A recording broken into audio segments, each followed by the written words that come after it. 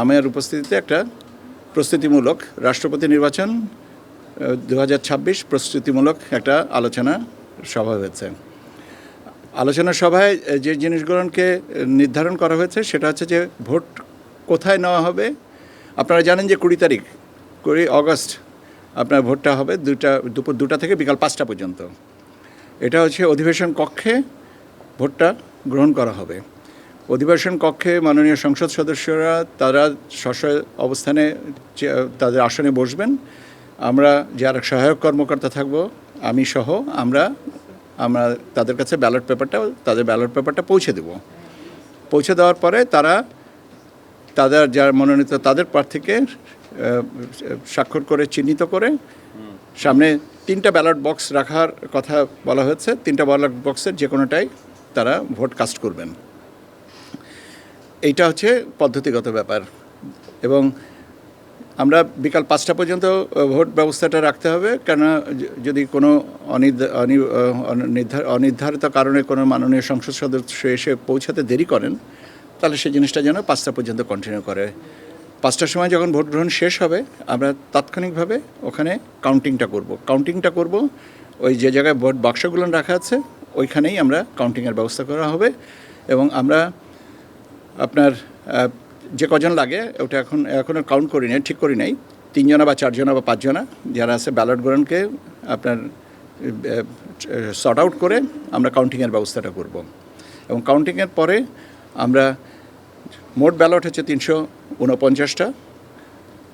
বৈধ কয়টা কাস্ট হয়েছে, কয়টা বৈধ, কয়টা জানা মানে প্রার্থীদের ভিতরে পাওয়া গেছে এইটা আমরা প্রাথমিকভাবে এই ফলাফলটা ওখানে সংসদ আমাদের অধিবেশন নির্বাচন যিনি আহ্বান করবেন নির্বাচনকর্তা যেটা সিইসি স্যার ওখানে অ্যানাউন্স করে সচিবালয়ে এসে বাকি গেজেটটা করব। এইটা হচ্ছে আজকের এই প্রস্তুতিমূলকগুলো আলোচনা। শুরুতে আপনার লাইভ টেলিকাস্ট ওখান থেকে করা হবে এবং আপনাদের সংবাদকর্মীদের বোধহয় বসার ব্যবস্থা রাখা হবে। আপনারা যেন আপনাদের নির্ধারিত জায়গায় এটা বসতে পারেন। এই হচ্ছে মোটামুটিভাবে এটা। আর আমরা এখান থেকে সহায়ক কর্মচারী হিসেবে আমরা 20 জনা আমাদের 20 জনা আমাদের সহকর্মীর নাম আমরা প্রেরণ করব। তাদেরকে আলাদা করে আইডি কার্ড দেওয়া হবে আর সংসদ সচিবালয় থেকে প্রয়োজনীয় সংখ্যক তারা আমাদেরকে সাহায্যকারী কর্মকর্তা দিবেন। আমাদের কমিশনার মহোদয়গণরাও যদি যেতে চান আমরা তাদের নামও পৌঁছাবো। তারা জাস্ট অ্যাটেন্ডেন্স হিসেবে থাকবেন, উপস্থিত থাকবেন এবং এটা একটা মানে রাষ্ট্রপতি নির্বাচন 1991 পরে তো এখন প্রথম হচ্ছে এত দীর্ঘ বিরতিতে এই কমিশন এই সুযোগটা হয়তো দেখার এবং প্রত্যক্ষ করার সুযোগটা হয়তো নেবেন। এই হচ্ছে আমার কাছ থেকে আপনাদের কাছে আপডেট ছিল। ব্যালট পেপারটা আমরা ছাপাবো এবং ব্যালট পেপারে 2টো পার্ট, একটা মুড়ি আর একটা হচ্ছে ভোট। মুড়িতে 4টা তথ্য থাকে, ব্যালটে ক্রমিক, তারপরে থাকে আপনার যিনি ভোটদাতা তার নাম, তারপরে থাকে বিভক্তি নাম্বার আর তারপরে একটা স্পেস আছে যেখানে আপনার তাকে স্বাক্ষর করে ব্যালটটা নিতে হবে। আর ডান দিকের সাইডটা যেটা ব্যালটটা সেই ব্যালটটায় ওনাকে যারা প্রতিদ্বন্দ্বী প্রার্থী তাদের নামটা থাকবে এবং তার পাশে স্পেস দেওয়া আছে, সেই স্পেসে ওনারা পূর্ণ নাম লিখে স্বাক্ষর করবেন। এইটা হচ্ছে এবং আমরা এটা তৈরি করে নিয়ে যাব।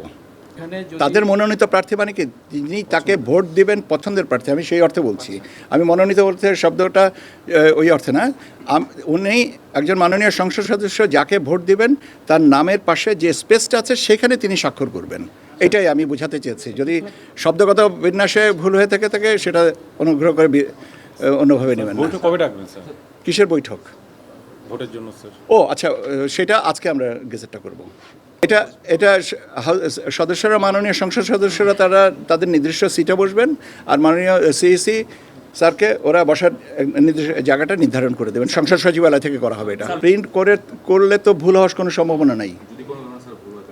যদি সুযোগটা কোথায়? বুথ তো না, বুথ তো হচ্ছে বাক্স থাকবে, বক্স থাকবে, ওই স্পেসে একটাই 3টা 3টা বক্স থাকবে, যার কনভিনিয়েন্সেস জানি, যাতে উনি তার নিয়ারেস্ট একটা পসিবল বক্সে ওটা ড্রপ করতে পারেন। এটা নির্বাচনের সাথে সম্পর্কিত না, এটা রাজনৈতিক প্রশ্ন, আপনি রাজনৈতিক নেতাদের কাছে। প্রথমে আমি এর উত্তরটা দিয়েছি। প্রাথমিক ফলাফলটা ওখানে ঘোষণা করা হবে, গেজেটটা করা হবে অফিসে এসে, কেন এখান থেকে গেজেট করার তো ওখানে সুযোগ নাই। সংবিধান 70 অনুসারে কার্যকর হবে কিনা সেটা রাজনৈতিক ভোটটা আপনারা স্যার নিচ্ছেন স্যার।